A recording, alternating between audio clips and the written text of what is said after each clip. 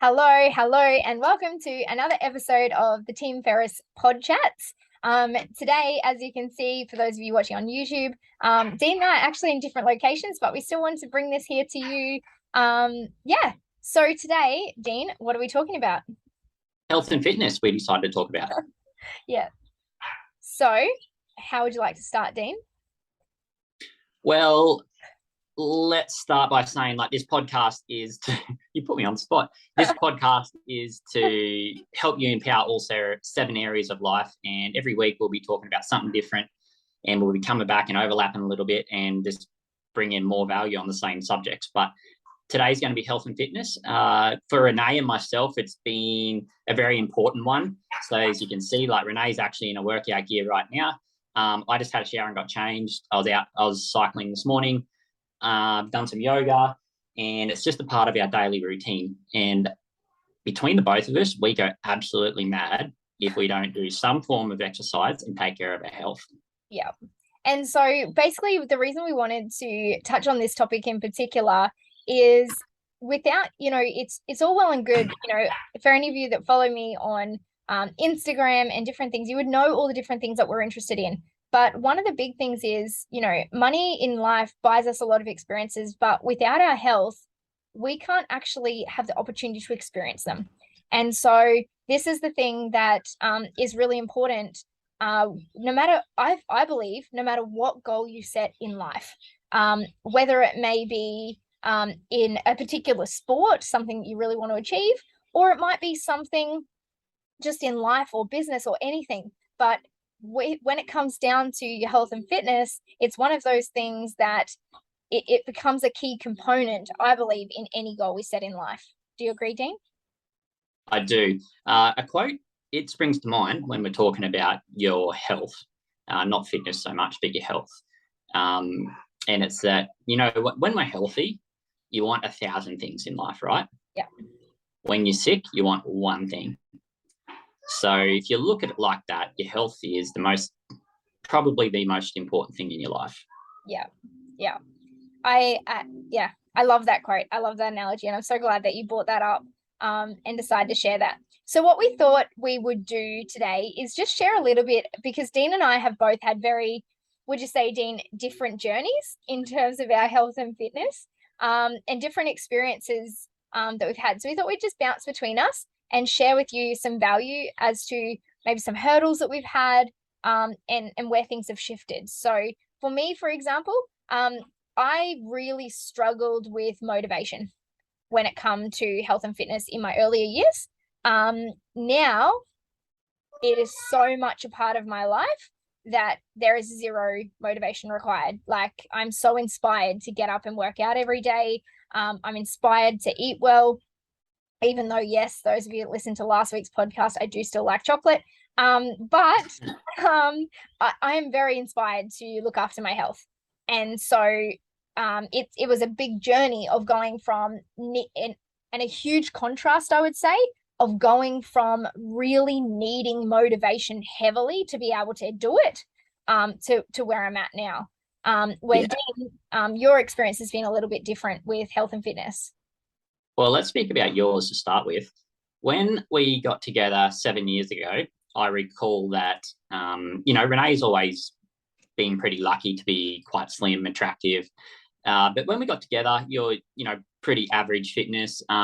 You could get off the couch and go for a run with me for 7 or 8K, no problem.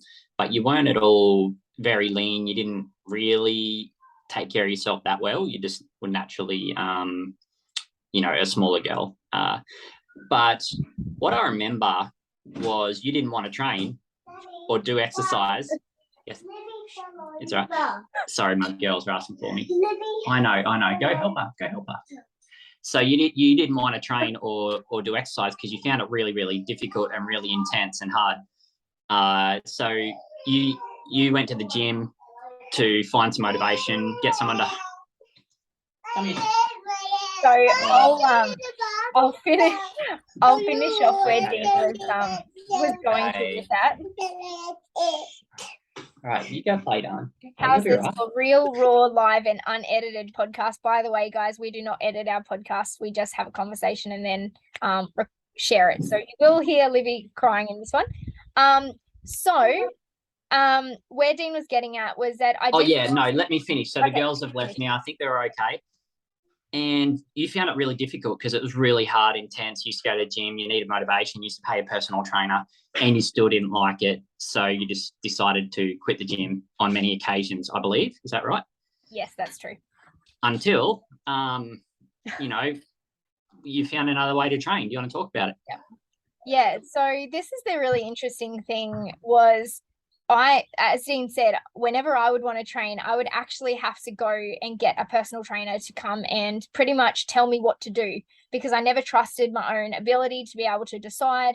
And then I was always worried because I'm kind of a details person, right? I want to understand the ins and outs of how everything works. And because I didn't know that, I felt like I needed somebody to tell me. And so pretty much I found that a challenge. But what happened was, if I can add to that story, was when we first got together, I was still working in corporate, I was still working in the bank, and like Dean said, I was quite naturally smaller. But in and I would maybe go to gym like once a week, barely train, didn't really eat that well. But I was classified as like the fit one in my work environment because I was surrounded by a lot of people who didn't value their health, didn't really prioritize it or work out. It wasn't a done thing. And so I kind of felt like, yeah, I guess I mistakenly thought that my physique was from my, one day a week and not my natural blessed. But anyway, where I'm getting to with this was I thought I was fit. I thought I was, oh yeah, I'm the figure. Then I moved in and lived with a professional athlete who was spending time with other athletes. And all of a sudden I realized that I was not fit. And pretty much by being around it so often, I was like, okay, I felt more inspired and more like, well, actually I would say it was a battle probably. Part of me felt like I was motivated by seeing what Dean could do, but the other part of me was like, I don't want to do what he's doing.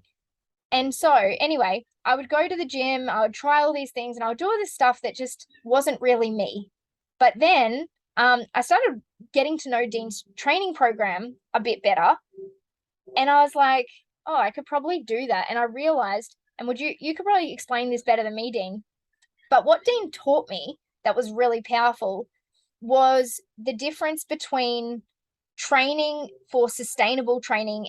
And actually, Dean, can you explain this? Because you can explain it better than me. But the triangle around doing base training can actually get you fitter than doing the high intensity stuff. So yeah, so what I found you were always doing, Renee, was just HIIT workouts, is what they call them at the gym. So high intensity workouts. So high heart rate, short bursts of energy, doing this, doing that, kind of like what would you call it? Like CrossFit, kind of just really intense. And you found it not fun, and no one does find it fun. I don't find it fun. It was hard, and I was like, and I don't want to do this. So a lot of my training is base training. Okay, so a lot of aerobic stuff. Go for a jog, not a hard one. Go for a long cycle, not a hard one. Like the perceived exertion is quite high because by the time you go for 2 or 3 hours, you're pretty spent. But it's not like it's that difficult for a short amount of time. Even in the gym, typically I take it pretty steady. I don't get my heart rate up too high because I didn't need to do that in my off bike training. So Renee was like, after a while, oh, this looks okay. It doesn't look like you'd suffer that much. And then you started doing some training with me and you're like, oh, this is actually okay. And then all of a sudden you didn't need motivation. You're like, oh, sweet. Let's just work out a bit together. Of course, you weren't doing the hours and the work that I was, but you also weren't an athlete. So even doing half of what I was plenty. So yeah, Renee and I started going to the gym together, started going for runs together, and all of a sudden Renee just stripped 5 kilos. Yeah. And you found it sustainable. You're like, oh, this isn't that difficult at all to do this kind of training.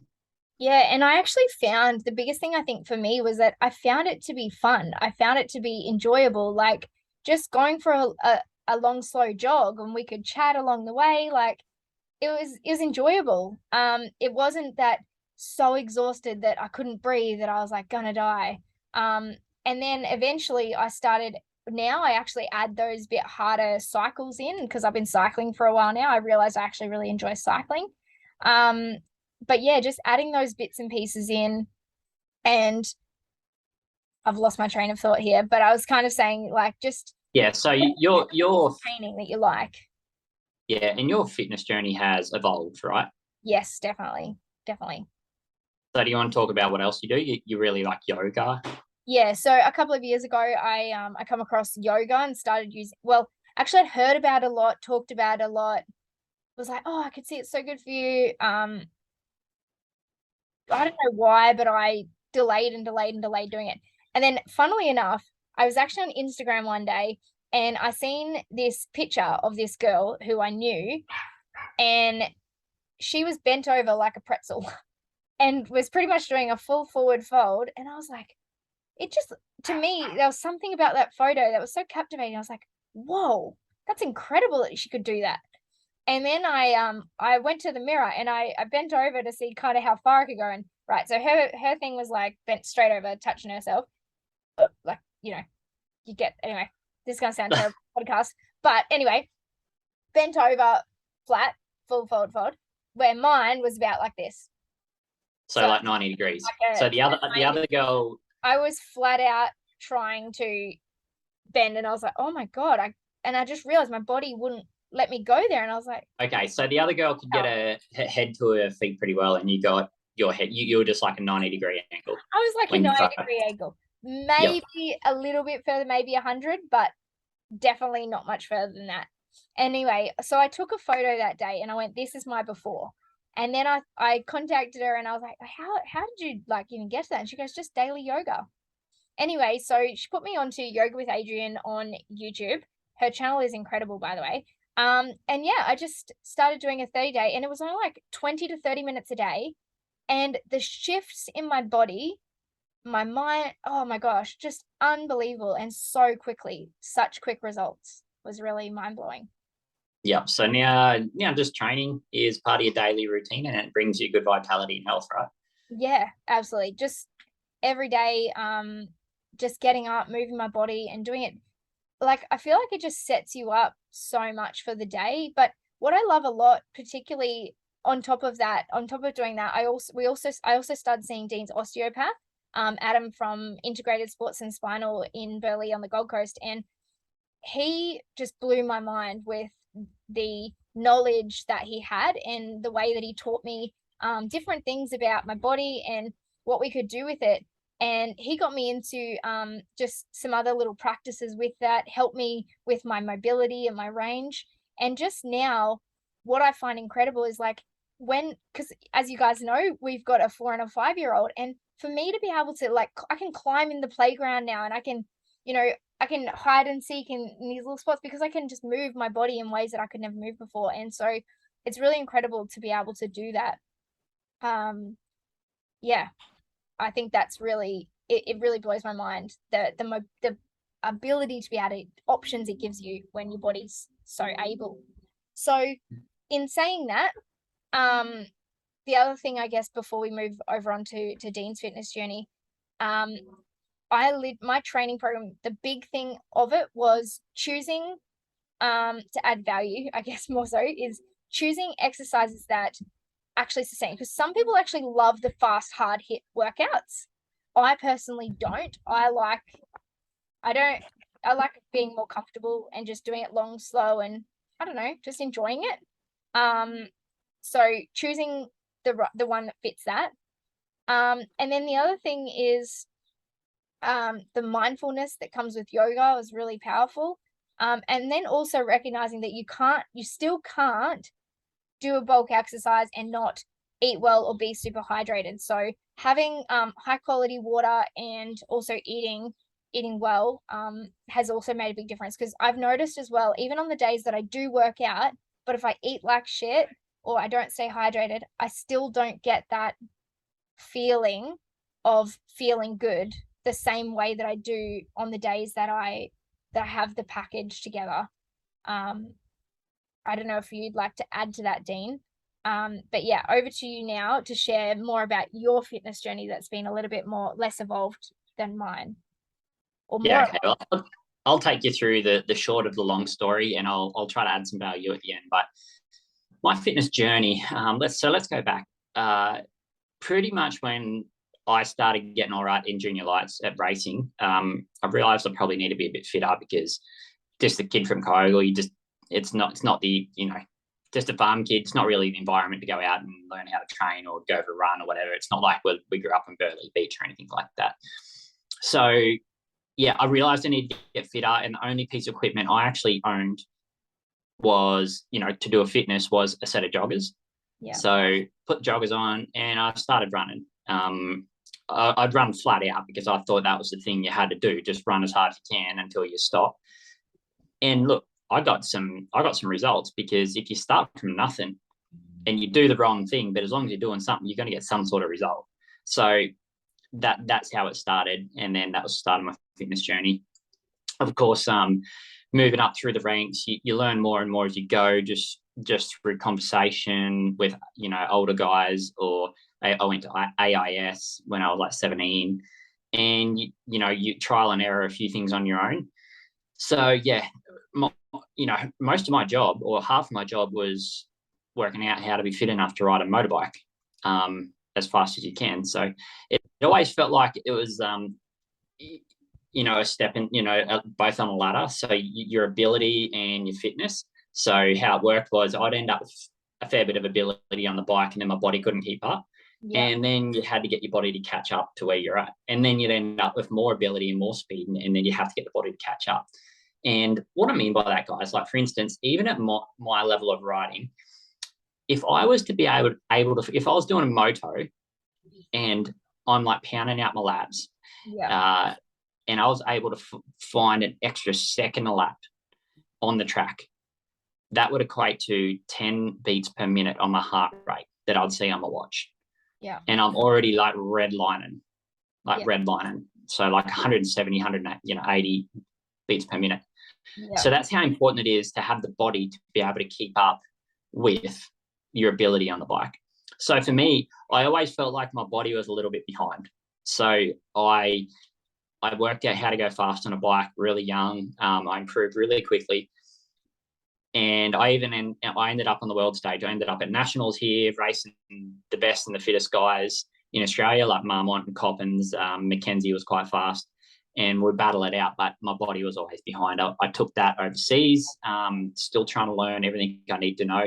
I was doing 40-minute motos at the Grand Prix, but getting absolutely slaughtered and just suffering so hard. This is 2012. Quite a lot of ability, had some brilliant rides and qualifyings and stuff.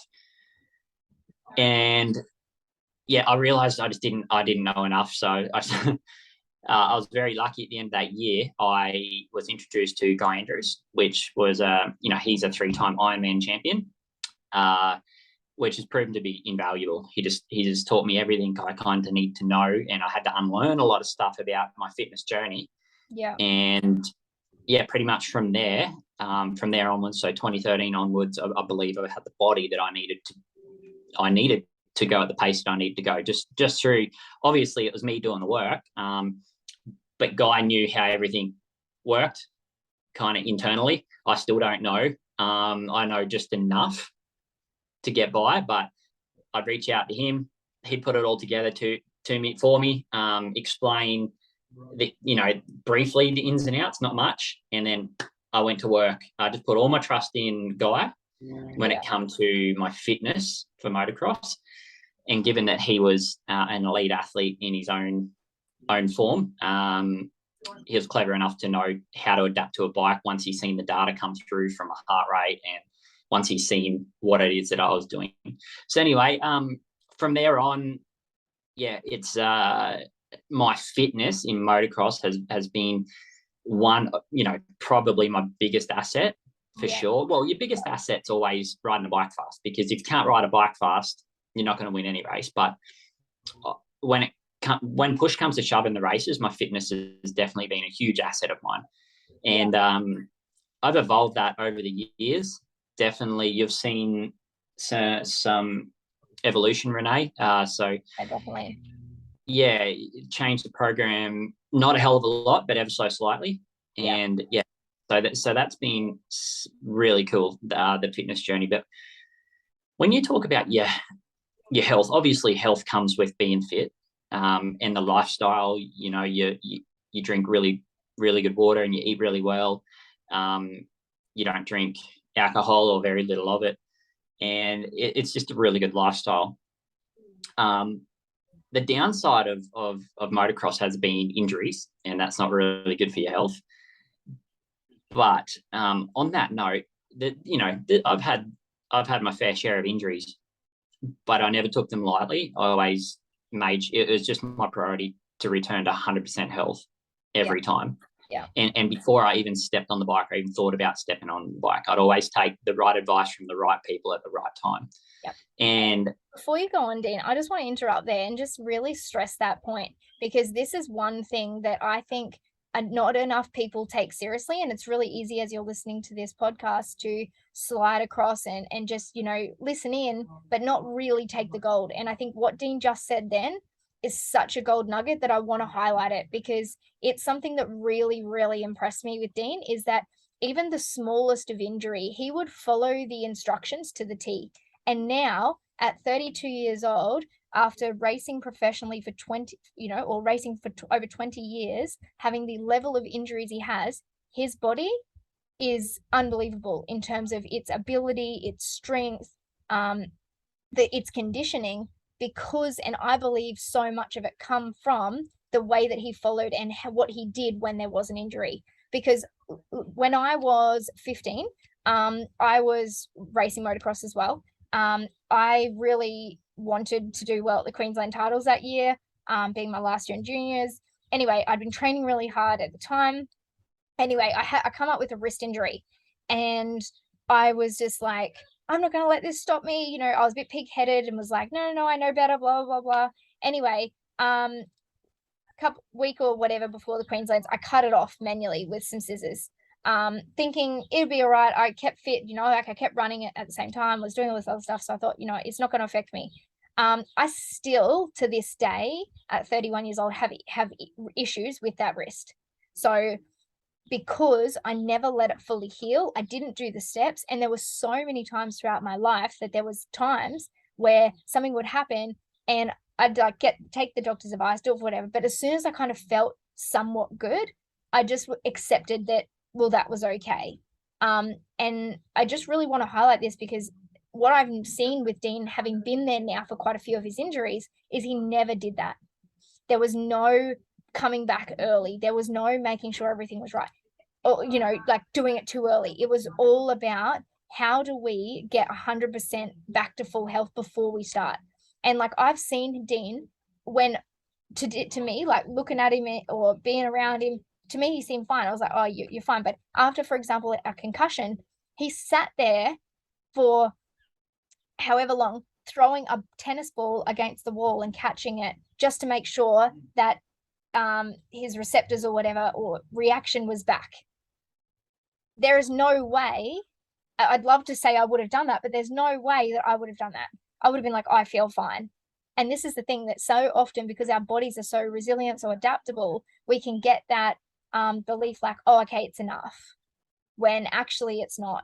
And so, yeah, I just really want to highlight that, because it's something that, really inspires me from my husband here.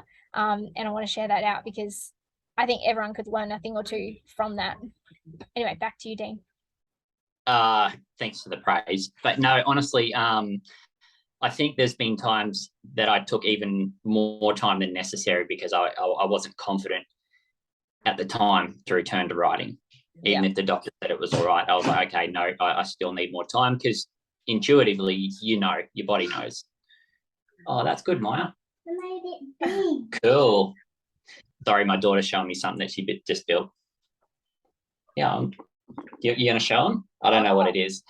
It's a whole bunch of texts stuck together. Yeah. Hey, darling. Close the door. Cool. So yeah, that was my fitness journey. Obviously, it's still going. It'll go till the day that I'm gone. it's a part of it's a lifestyle now. So daily exercise, fitness training, whatever it is. I for sure as I get older, my goals are going to change on what I want to achieve. I've got a fantasy about having a whole heap of muscles one day. So maybe I don't know, my late 30s, early 40s, I might try to bulk up because if you know me, I'm I wouldn't say skinny, but pretty lean. I'm not massive. So but yeah, no, it's good to have a fitness journey and a fitness goal. So where I was, we were talking about health. So sometimes the injuries do get in the way of your health, and it just makes you more grateful for being healthy and being fit when you have injury, because man, when you're injured, all you want's your health.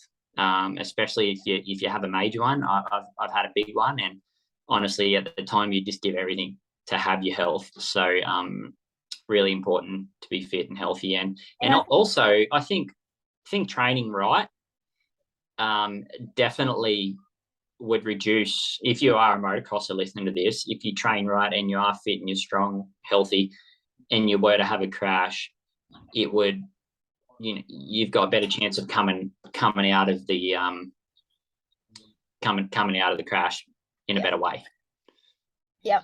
And speaking of that, I'd love to just share one more story. So a few years ago, Dean took a big hit in Supercross, and we went to the hospital, and after the accident, pretty much he ended up with a punctured lung, I believe. No, contusion on lung. Sorry, a contusion on his lung. But basically how like after you've been in hospital, if for those of you who've been in hospital, kind of the doctor comes in, and normally it's just one, they kind of give you a bit of a spiel or whatnot. This time around, there was heaps of doctors. They were doing heaps of extra tests. And when they come around, there was like a group of them with all their little pens and papers. And I was like sitting there freaking out thinking, there's something seriously wrong with Dean. Like, what's going on? Anyway, they actually came to ask him for his advice. Somewhat. They came to ask him, what is it that you actually do? And it was really interesting for me because I was like, well, why would they be asked this? Like, what does it mean? Anyway, long story short, it came down to the fact that Dean's injuries were far less than what they should have been by rights based on the amount of impact that he took, because his abdominal muscles had actually become that strong that they acted as a second armor. And so pretty much he ended up with no broken ribs and a whole lot of less injuries than they were expecting, because his abdominals were twice the size, Dean, or 3 times the size of twice the size. But to give you guys context, they've never seen that injury that I had on my lung without X, Y, and Z injuries that happen at the same time. Yep. So they're like, okay, how to get this injury, and he's got nothing else wrong. Yep. That's how they knew the impact would have been big. Yep. And then when they did the scans, there was some particular muscles in my core and abdominals that were double the size of anything they'd ever seen. Yep. And they said that has saved your ass.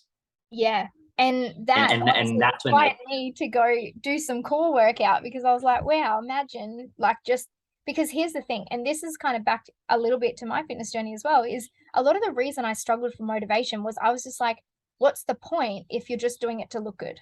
Like, that to me, it was like, I felt like I can't look fine. So I was like, well, what's the point of going for that extra bit? But it's not until you realize the true benefits of beyond just looking good in terms of your health and fitness. And I think that can be a really big wake up call.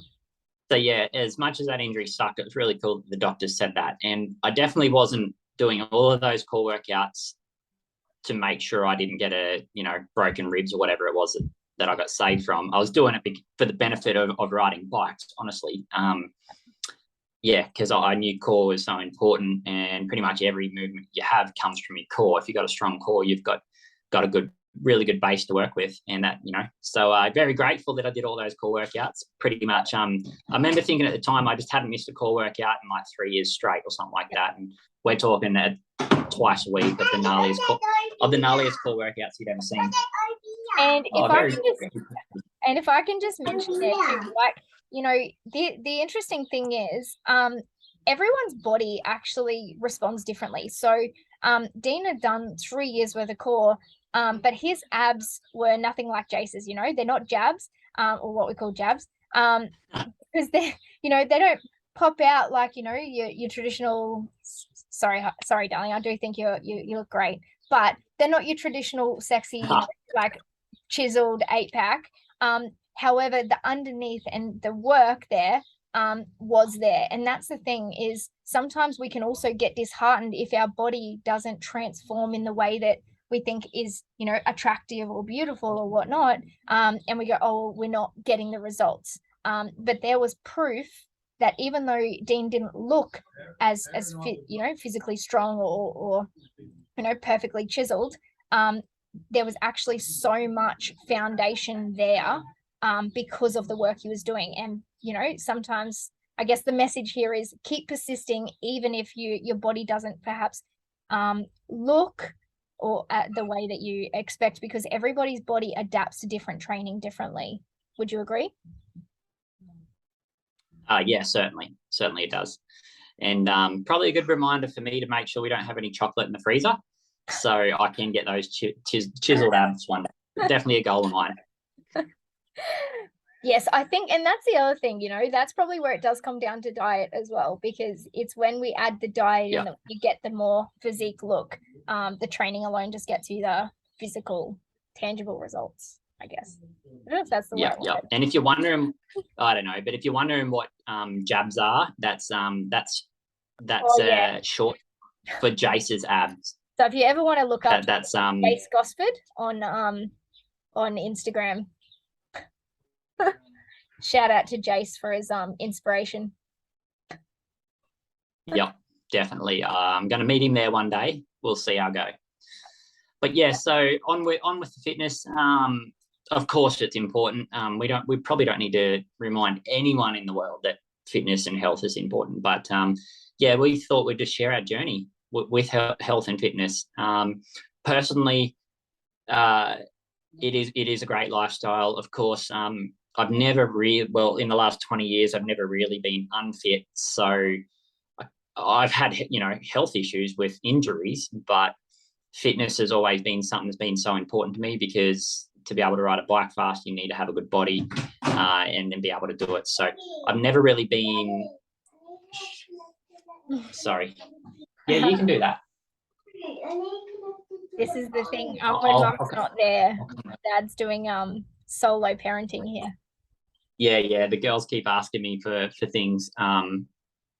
It's pretty unimportant to them that we're doing a podcast. So, yes.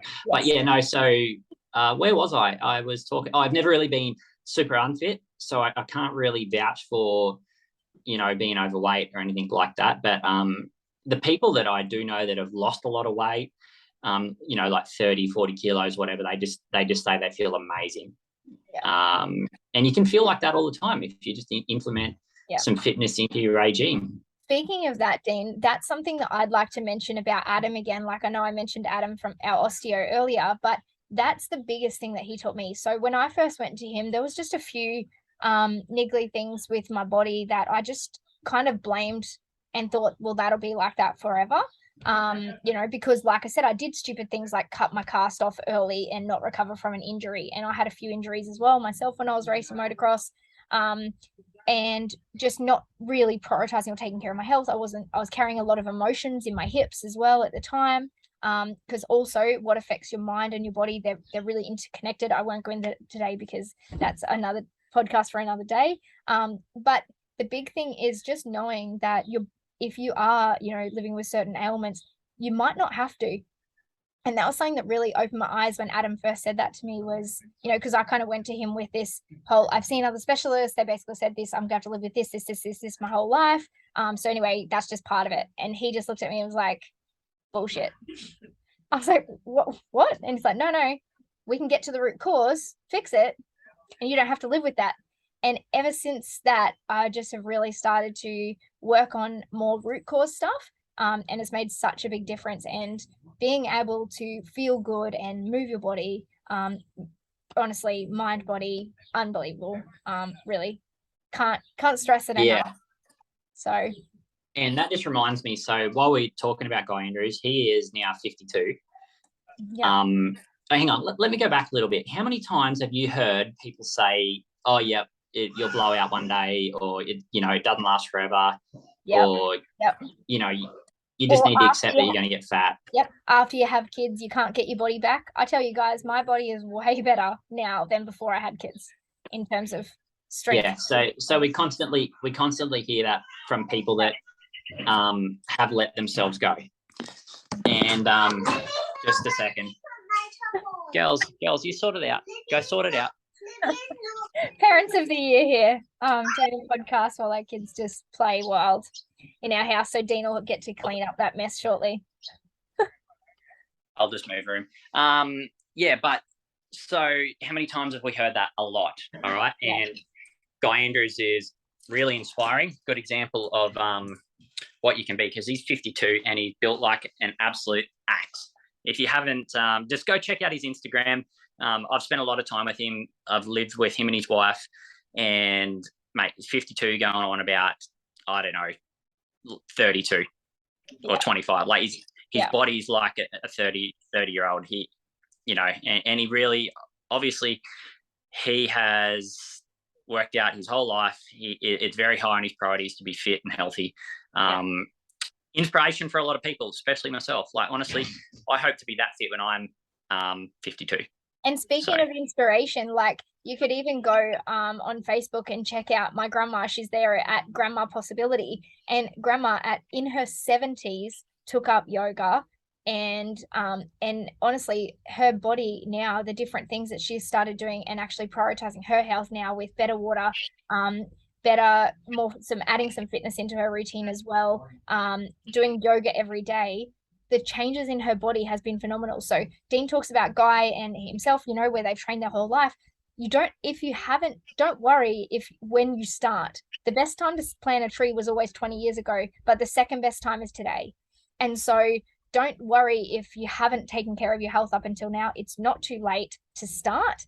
Honestly, like what my grandma can do now, like even I caught up with her recently and we did a yoga session together, and we'd done one together about a year ago, and the shift in what she can do now that she couldn't do a year ago was mind-blowing.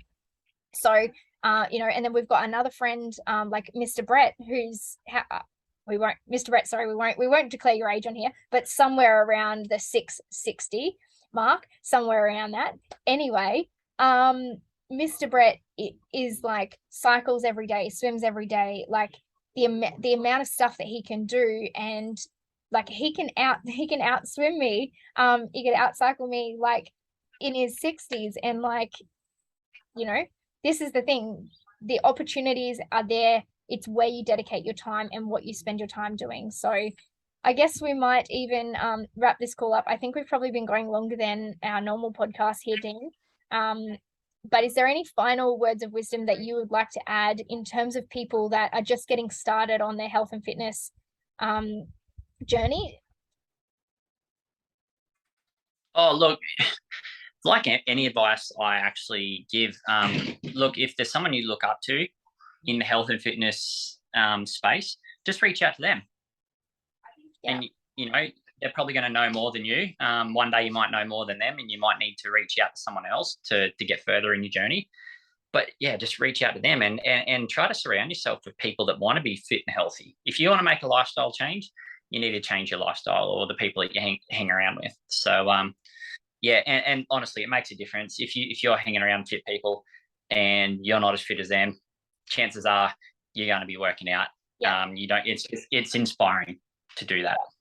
And it becomes the norm. It's like, it's what's accepted, what's the norm in your group. Like, in the circles that we hang around, like, for those of you that watch our YouTube channel, you might have seen Dean had a few nights drinking alcohol in the last month when we were on our trip. But honestly, that was the first time I've seen Dean drink in years. Like, he doesn't do it that often. It's actually quite almost like, I don't really drink ever.